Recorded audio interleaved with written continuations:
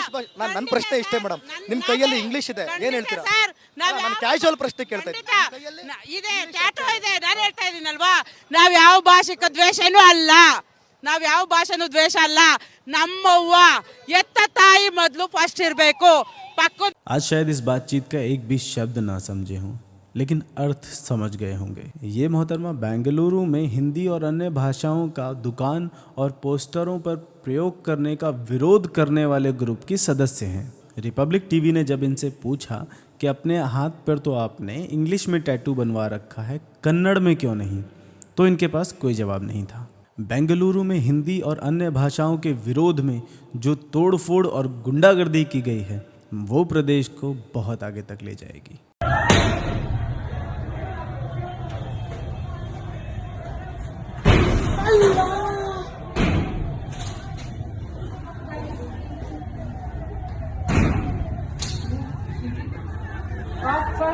अरे हटो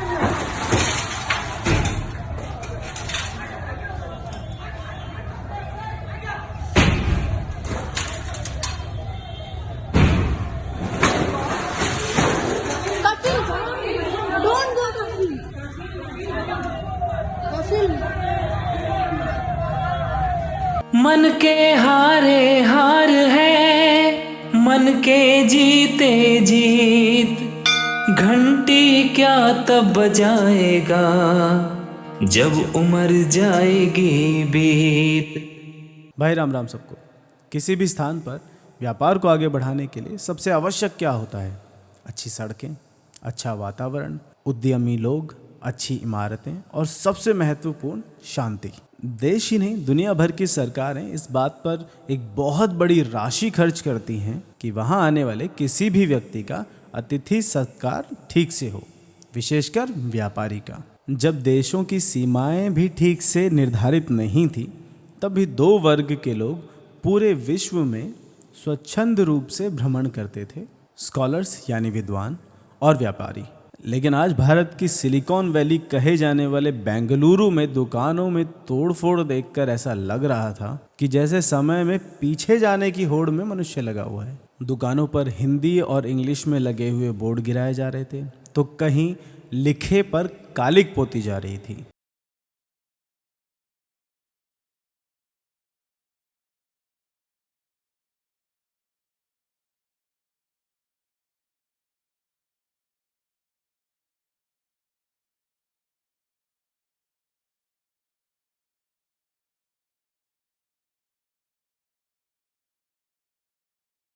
हुजूम के हुजूम निकाले जा रहे थे।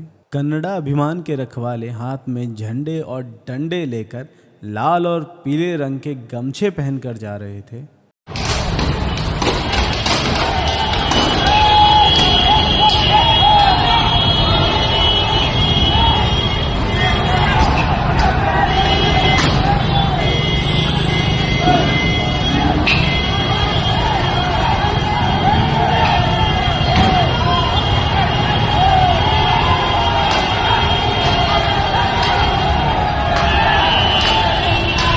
असल में कर्नाटका सरकार की ओर से एक निर्देश जारी किया गया है, किसी भी सार्वजनिक स्थल पर जो बोर्ड और सूचनाएं लगाई जाएंगी उसमें कम से कम 60% कन्नड़ा में होनी चाहिए।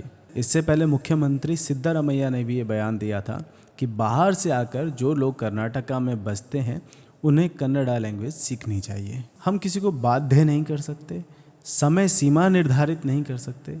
हम जब किसी प्रदेश में जाते हैं, वहाँ काम करते हैं, रहते हैं, तो हमें उनकी भाषा, संस्कृति और सामाजिक नियमों का पालन करना ही चाहिए, क्योंकि आपके कहीं जाकर बस जाने से केवल आपका जीवन परिवर्तित नहीं होता, आपसे कहीं ज़्यादा वहाँ के स्थानीय लोगों का होता है। इसलिए उनके हितों को सुरक्षित रखने के लिए और भाषा संस्कृति का संरक्षण करने के लिए ये भाषा नीति ठीक है, लेकिन उसकी आड़ में ये आंदोलन जीवी निकल गए सड़कों पर आतंक मचाने।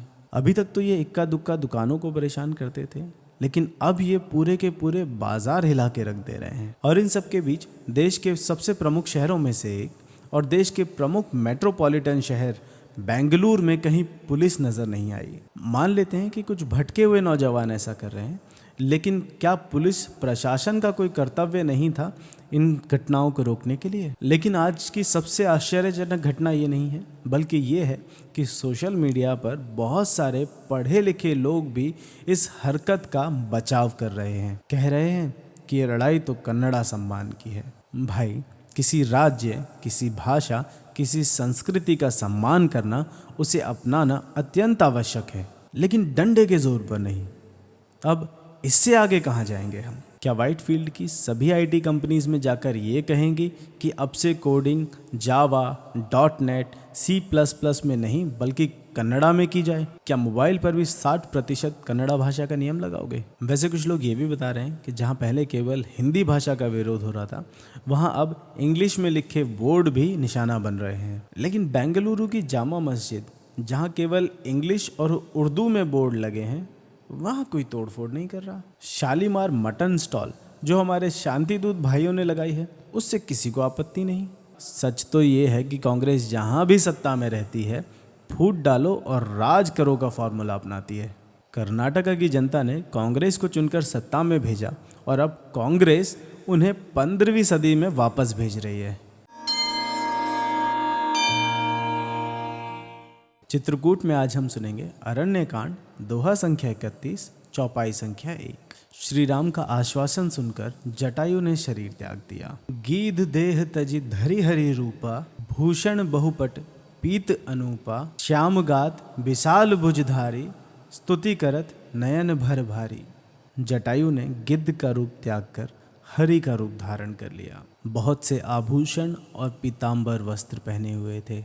श्याम वर्ण का शरीर, 4 भुजाएं और नैनों में जल भरकर वह स्तुति कर रहा है। राष्ट्र नीति की आज की बात है कर्नाटका सरकार के नाम।